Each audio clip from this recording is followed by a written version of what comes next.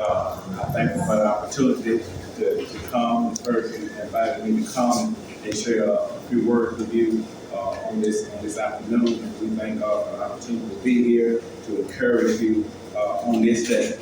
We know that the time and season we find ourselves living in this place of life now. We know that all of us need encouragement in these days in which we live now because we're living in discouraging times. But we know and understand we serve an encouraging God. Yes. And we know as long as we look to the hill that we're coming all of our help, knowing all of our help comes from God. We truly thank God for you. You have to do it, but I thank you for doing it. Thank you for doing it anyway. We just thank God for just being here, being a part of this on this day. I know that we thank God for your theme, and we thank God for your theme of unity on this day. We thank God for the scripture that comes from the 100 numbers of Psalm. As I looked at the 100 numbers of Psalm, and as I was told that the 100, you will come from the 100 numbers of Psalm, she told me I could come from any scripture that I wanted to. And as I read the 100 numbers of Psalms, and as I concentrated on that, and I know the 100 numbers of Psalms said, make a joyful noise unto the Lord, all ye ends. Serve the Lord with gladness. Come before his presence with singing.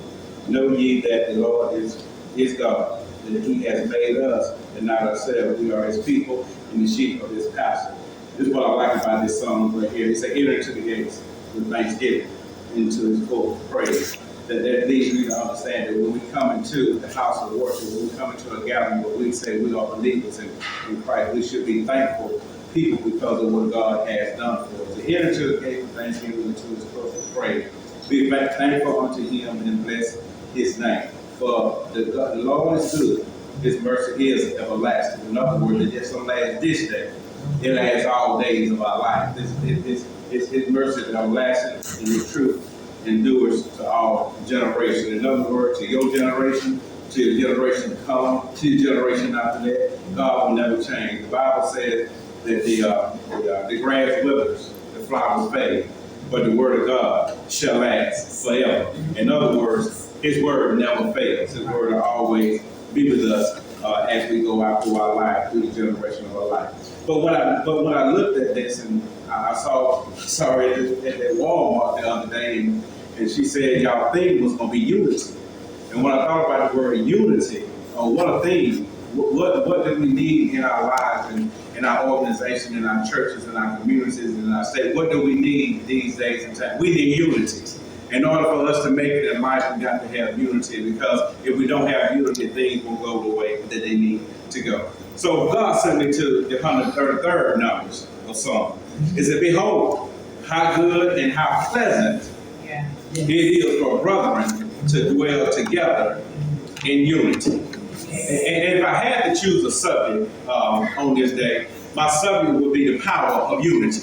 And we have to understand there's power in a lot of things within our lives. There's power in jobs, there's power in organizations, but there's power in unity. In other words, in order for you to have that power that you need to have within anything in your life, we need to have unity. Amen. And as we look across this country, and you all see the news, y'all see everything that's going on, y'all see everything that's going on in our society, we see that there is a very need for unity. There's a need for unity all the way from the White House all the way to your house. There's a need for unity. Yes. We need unity on our jobs. There's a need for unity on our job. There's a need for unity within our school, from school to school. That needs unity. From organization to organization, there's a need for unity. Yeah. There's a need for unity from church to church. We need unity. Amen. And what we have to understand about the word unity, and when we think about unity at all, whenever there is unity somewhere, it is very present that unity is there. And when there is not unity there, and you can see the absence of unity if it's not there within whatever situation, a school, a business, an organization, a church, you can tell that there is no unity there. Because where there is unity, everything everything seems to run a little smoother than what there used to be if there's not unity. It seems like where there is unity, things run smoother and things get accomplished. But when there is division, there is a lack of unity. And when there is division and where there is a lack of unity, all you have is chaos, confusion, misunderstanding. And when you get out of there, guess what? Nothing happens. Everything's remained the same because there's no unity there. A songwriter says, I know y'all know the song, when all of God should get together. That should be a great time, am I right? Yes. When we get together, when it said when the mothers and the daughters get together, when the fathers and the sons get together, when the preachers and the deacons get together, what a time. What a time it would be. If we need anything within our society right now, we need unity. In other words, we need this brother, get along with this brother. This sister, to get along with that sister. We need unity because where there is unity, we'll be moving and doing some things in life. Things run smoother. Amos said it in Amos, the 3rd chapter, verse 3. It says that how can two walk together except they agree in the direction that they're going? In other words, decision can't be made unless y'all agree. Directions of where you're going, you can't go in a different direction because if you go in this different direction, things won't go the way that they need to go. So in other words, you got to be able to agree on what you're doing. In other words, if that disagreement over here, disagreement over there, you always have chaos going on and nothing is happening. But see, within our organization, when we are built on I heard y'all singing a song about God. I heard y'all singing the song putting Jesus in. See, when Jesus get in the midst of your situation, there should be some unity there. It should be some unity there. In other words, we should be able to walk the line. In other words, we should be able to walk around when Jesus is there. We shouldn't be going to the left or right. Even if this brother right here disagree about what's going on, we should be able to sit down. Oh, we're going to stop this line right here. We're going to get with him. We're going to sit down at the table and we're going to straighten this out so we can have unity. Because see, when the brother don't agree and you keep going, we ain't gonna worry about him. We just gonna let him go and do what he gonna. We're gonna let her do what she gonna do. We're gonna go on down the line. And see, the line start to get a little crooked and stuff. But see, in order to be on unity and be with Christ, with each other, be in unity, we got to be unified by Christ ourselves. And see, when we learn to get along with God, we'll be able to get along with our brother. What they're saying is that you got to love yourself. Yes. And then you got to treat people like you want to be treated. And see, a lot of times I be saying, I don't know what's going on. These people, they must not want to be treated right because they treat other people wrong. That's right. We got to learn how to be unified with us, with Christ, and we'll learn how to treat each other. Okay, bro, I know things didn't go the way they need to go. We're going to sit down and we're going to talk about this, and we're going to get that thing in order. In order for it to be in a straight line, there's got to be unity. Now, so Amos said, unless two people, we got to be going in the same direction. Because we ain't going in the same direction. That means that you going one way, I'm going the other way. We must be unified. Must be unified to go. Matthew 12th chapter, verse 25 says, a house divided cannot stand. And if a house divided can't stand, a family together, not together, can't stand. A city not together, can't stand. A country divided, can't stand. An organization that's not together, it can't stand. In other words, it can exist, but it has no meat in it. And without no meat, it has no source to live. In other words, you just be existing and not living. See, organizations, churches, and all of them have a breath in order to breathe. In order for them to breathe, it must be unity within that. They young ladies in the military right there. It's got to be unity within her unit. It got to be unity within her company. It got to be unity within the United States of America in order for it to go the way that it needs to go. I knew you raised your right hand and you said, you'll do whatever they tell you to do. I raised my right hand a long time ago too. But as we can see, it's not unified and not doing what it needs to do right now. But in order for us to have unity, we must walk in one accord with each other. If a church is divided, it can't accomplish nothing. When an organization is divided, it can't accomplish anything. And what happens when the divide is there, it implodes itself. In other words, it will destroy itself from the inside. In other words, nobody has to come from the outside to destroy it. It gets destroyed from the inside.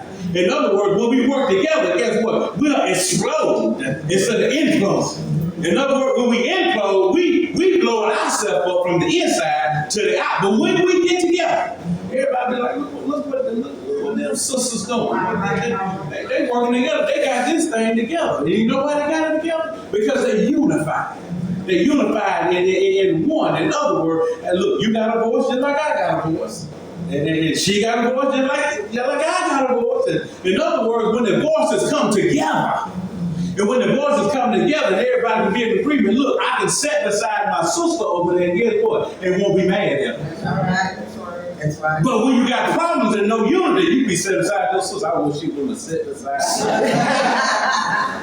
But when you in agreement in unity, you won't have no problem with rubbing shoulders with her because y'all in unity together. So I want to tell y'all this: y'all need to just stay unified together, because once you stay unified together, things start to work out a little better. Things start to happening a little better. And like I said, people be wondering how y'all still together. But yeah, we unified together. Look, ain't nobody no bigger than me in here. We all together. And even if I disagree with it, we talk about it. And that's what being in unity all about. But what I like about this scripture that said, behold, now, how good and how pleasant it is. Now, when you have unity, it's good and it should be pleasant. I know some of you been in places, been in organizations, been in churches and all this stuff, and you can see and you can feel the tension that's there because it's not in unity. And see, when it's not in unity, somebody got to get together and say, we need to unify this thing, we need to get this thing together, because the Bible said it should be good and it should be pleasant. Ain't no sense of going to an event and you ain't pleasant with it. Ain't no sense of going to an event and you don't want to be there. It's good to go to an event when you know it's going to be good and pleasant with brethren deal together in unity. Now this word unity, then I'm going to get out of here. I think I had about 10 or 15 minutes to get out of here. Because since I wanted to preach, I can get very, very happy real quick. And I can go down through that. But when you look at this word unity right here, it says you in I. Right. I don't think y'all caught that yet. It said you and I.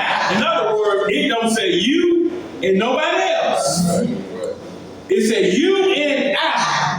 Right. And see, what I like about the T in there, you and I together. Together. That's right. Y'all got it? You and I together. You and I together. And when you and I together, we can work some things out. That's right. When you and I is on one accord, guess what? Some things can happen. Right. But when you and I are not together, see, a lot of people, they want to just have me. It's all about me. Right. But you got to have some you and I together. And then you ask the question, why? Because when you and I work together, guess what? Everything seems to work out. The financial report be well. The business that we do be well. The meetings that we have, we ain't got to argue about nothing. So when you and I get together, UNITY.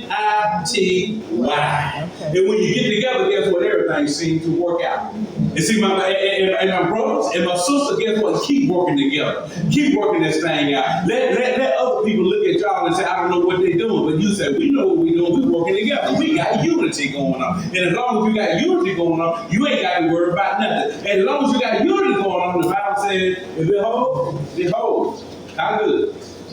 Look, I'm gonna get ready to go down here to the meeting now. I ain't talking, I'm going nowhere. I'm gonna get ready to go down here to the meeting now. I got my hand in my pocket. I'm walking to get what it's gonna be good and pleasant when I go down there. I ain't mad at nobody. Ain't nobody mad at me. The ear mad at me. We gonna work this thing out. But guess what? We got unity. So in my clothes, I ain't wanna let y'all know. Y'all stay together. Keep unity. in the midst of you all. And as long as y'all keep unity in the midst of you all, it'll be good. And it'll be pleasant for you all to come dwell together. Yes. Ain't no sense to come down here mad at each other. That's right. You might as well just dwell together and let it be pleasant. You might as well have fun and enjoy, laugh and everything. Because when we look at the world on the outside of these doors, and when we look at the world and when we listen to the news, guess what? It don't seem like there's no unity there. No. But I tell you what, I got unity, and that's enough. Yes. And I'm going to be good and pleasant with what I got. Amen. God bless your heart. I don't know if you looked at that phone and said if that was enough or not, but I'm pretty good. I'm pretty good. But I'm done. I thank y'all for the opportunity. I hope and pray that something was said to increase your faith, and to unify, keep you being in unity, and keep going down the road, and let God keep y'all on the straight and narrow road with unity. God bless you.